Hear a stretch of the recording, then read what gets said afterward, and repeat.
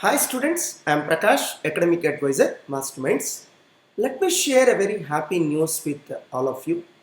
As on today, that is on January 10th, 2021, our CA Inter pre-results regular batch admissions have reached 1600. This is inclusive of admissions in Guntur as well as all our branches. In our history, we did not receive this many number of admissions for CA Inter in our pre-results batches. It's a never seen victory for us. And subject to correction, as far as the information I have, this is the highest number of admissions in South India. So I can proudly say that no other institution in South India is even nearer to these numbers. And even there are several institutions who have not even started pre-results batches of CA Inter as they don't have even enough number of admissions.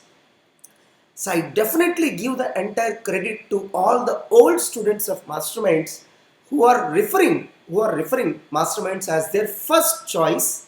And also I would like to convey thanks to all the existing students who are putting lot of confidence and trust on us.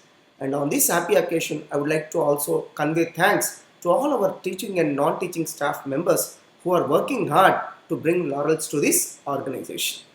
So my dear students, I expect all of you to extend your wholehearted support similarly even in further years also.